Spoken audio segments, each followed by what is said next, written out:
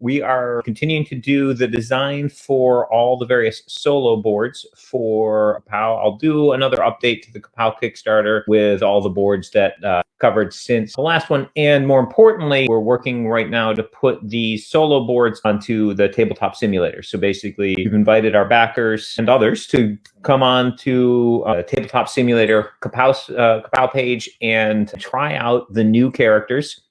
This is an opportunity to play with that Kickstarter content well before the shipping date for it.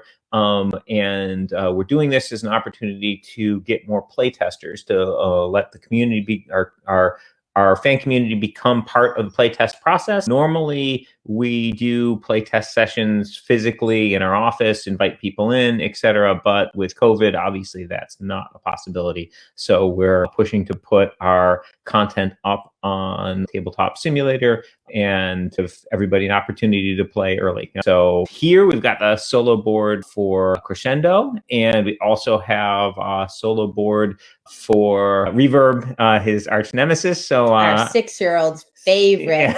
Yeah, she loves this one. Yeah. So with the solo boards, you can play against these guys, and when you're playing them against them, they get the health and dice from their PvP side. They're the ones you'd normally get. And you, as a player, take your turn normally. You roll your dice, you place them on your boards, plan out your move, just like you would when you're playing against a person. And then once your moves are set, when you normally lift up your screens and resolve the turn, at that point, you roll the dice for the bad guy, and you place those dice from the top of the board down. So you have to do, if you can do the first one, you have to. If you can do the second one, you have to, and so on down the board until all the dice are used up and activate those abilities. And some of the abilities don't take any dice at all. They're just regular abilities that the character has. And then there are other abilities that take dice to activate. And each of these characters has some different powers on their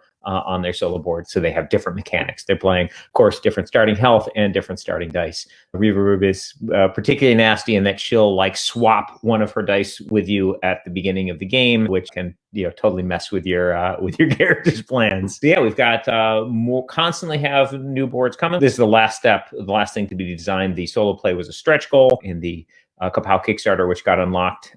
So now every single character in the game will have a solo play side and a regular play side. So you'll be able to do any solo matchup that you want within the game. So we're super excited about that. And we're getting to the last bits of the KAPOW design. So we'll be excited to get that done. And then we're going to put it all up there on Tabletop Simulator. You guys will be able to play through it, give us feedback. We'll make tweaks based on that, and then get the files ready for the printer. Yeah, I want to comment just briefly on the solo mode. In the solo group that I belong to, there was a little chatter about whether or not you should beware of Kickstarters that have solo as a stretch goal. Sort of the implication is that if it's a stretch goal, either it was already designed and they're just trying to like give you a stretch goal that should have just been in the game already, or they're just going to like barely do solo and it wasn't really designed for solo, so it can't really be that good. And I was reading that and I was like, wow, no, that is not how we did it.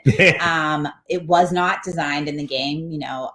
It was something that we've talked about. We talked about doing solo for all of our games. We've realized and noticed that a lot of people are playing a lot more solo now, and people are getting into it. And I think even after COVID, people will still want to play a lot of solo. So we had talked about it, and and I kept bringing it up. Well, we could do this as a stretch goal. And then Rob's like, well, I don't want to put it as a stretch goal unless I know how it will work. And his mind started churning, and then he came up with a solo design.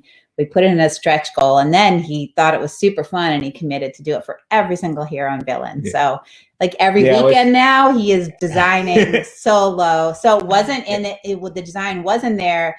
It was the initial sort of concept was proven out before we put it on as a stretch goal. Yeah, basically, I had one of those like design eureka moments where basically Debbie had put this bug in my ear about, well, it'd be really cool if there was solo. I was like, I don't know, like we don't, the game doesn't have solo. And I was sort of churning on this this problem, and as often happens, like basically you sleep on it, you wake up, and it's like just the idea was there, and I couldn't wait to like get it get it designed and test it, and I designed it, tested. I did the first solo with 235, the nuclear powered villain. It